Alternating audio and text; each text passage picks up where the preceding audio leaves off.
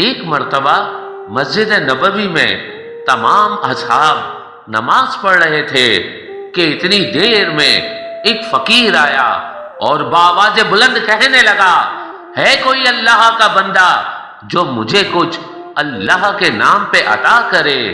سارے اصحاب نماز پڑھ رہے تھے اور ان میں امام علی علیہ السلام بھی تھے۔ اس فقیر نے دوسری مرتبہ صدا کو بلند کیا، ہے کوئی اللہ کا بندہ جو اس فقیر کو اللہ کے نام پہ کچھ عطا کرے؟ سب نماز پڑھ رہے تھے۔ اس فقیر نے جب تیسری مرتبہ کہا کہ ہے کوئی اللہ کا بندہ جو اللہ کے نام پہ مجھے کچھ عطا کرے، جب کسی نے کچھ نہ دیا تو اس فقیر نے اللہ کی دربار میں ہاتھوں کو اٹھایا اور کہنے لگا، اے میرے اللہ، گواہ رہنا، آج تیرے گھر میں آیا تھا اور تیرے نام پہ تیرے بندوں سے مانگ رہا تھا، کسی نے کچھ نہ دیا۔ بس فقیر کا یہ کہنا تھا۔ اتنی دیر میں امام علی علیہ السلام رکوع کی حالت میں تھے۔ آپ کی مبارک انگلی سے ایک انگوٹھی خود بخود اتری اور سوالی کے کچکول میں آ گری۔ وہ فقیر انگوٹھی کو چوم کے خوش ہو کے چلا گیا اور وہاں جبریل امین جھوم کے اللہ کی دربار سے یہ آیت لے کے نازل ہوا کہ تمہارا ولی تو بس اللہ اور اس کا رسول ہے، اور وہ مومنین جو پابندی سے نماز ادا کرتے ہیں اور حالت رکوع میں زکوٰۃ دیتے ہیں۔ نماز ختم ہونے کے بعد اللہ کے رسول نے سب کو یہ مبارک آیت سنائی اور سب نے امام علی علیہ السلام کو مبارکباد دی، اور اللہ کے رسول نے فرمایا، اے علی، تمہاری نماز اور تمہاری سخاوت اللہ کے نزدیک عظیم مقام رکھتی ہے۔ تو اصحاب نے امام علی علیہ السلام سے پوچھا، یا علی، فقیر نے پہلی مرتبہ صدا دی، دوسری مرتبہ صدا دی، تیسری مرتبہ صدا دی، آپ تو پہلی صدا میں ہر بات پوری کرتے ہیں، تو جب چوتھی مرتبہ اس نے اللہ کی دربار میں صدا بلند کی، پھر آپ نے کیوں دیا؟ بات جب یہاں تک پہنچی تو امام علی علیہ السلام نے فرمایا، جب یہ علی اللہ کی عبادت کرتا ہے تو یہاں فرش پہ نہیں بلکہ عرش پہ ہوتا ہے۔ اللہ گواہ ہے، اس فقیر نے جب پہلی صدا دی، دوسری صدا دی، تیسری صدا دی، میں اللہ کی عبادت میں اتنا مگن تھا میں نے نہیں سنا، لیکن جب اس کی صدا اللہ کی دربار پہنچی، اس نے اللہ کو کہا کہ میں تیرے در سے خالی جا رہا ہوں۔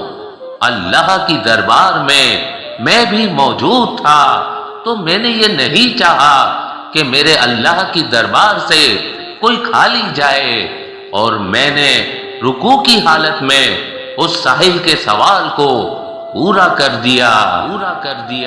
سلام ہو حالت رکوع میں زکوٰۃ دینے والے، اللہ کے گھر میں پیدا ہونے والے، قدم قدم پہ اللہ کے رسول کی حفاظت کرنے والے، اپنی جبی کو اللہ کے سجدے میں رکھ کے دنیا کو بھلانے والے علی ابن ابی طالب پر۔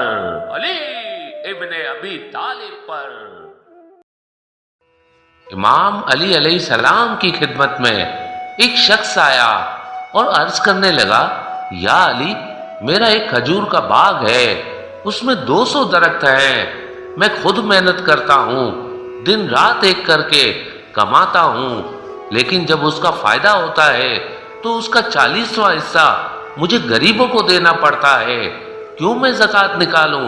جب زمین میری، درخت میرے، محنت میری، تو اس میں کسی اور کا حصہ کیسے؟ بس یہ کہنا تھا تو امام علی علیہ السلام نے فرمایا، اے شخص، یہ زمین اللہ کی ہے، اس زمین کا خالق اللہ ہے، بتاؤ کیا تمہارے پاس اللہ کی سند ہے کہ یہ زمین تمہاری ہے؟ اس نے کہا، میرے دادا پر دادا سنبھالتے تھے۔ امام علی علیہ السلام نے فرمایا، اللہ نے جب آدم کو بھیجا تو بغیر کسی سند کے بھیجا۔ اس زمین پہ تمام انسانوں کا حق برابر ہے، کوئی زمین کسی کی نہیں، بس انسان زمینوں پہ قبضہ کر لیتے ہیں اور پھر اللہ کی زمین کو اپنی جاگیر سمجھتے ہیں۔ بتاؤ جس سورج کی روشنی سے زمین سے نکلے ہوئے درخت اگتے ہیں، پکتے ہیں، کیا وہ سورج کی روشنی بھی تمہاری ہے؟ وہ نظریں جھکانے لگا۔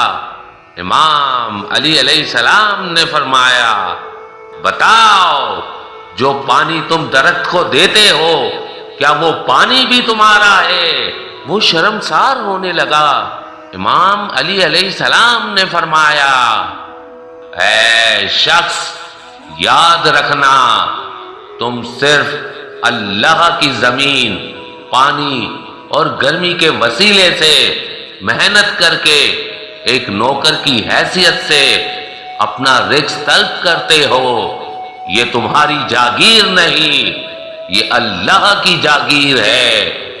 جیسے ایک انسان کسی دوسرے انسان کی چیز پہ محنت کرے تو جو اس کا فائدہ ہوگا، جس کی وہ چیز تھی، کیا اس فائدے میں اس کا حصہ نہیں ہوگا؟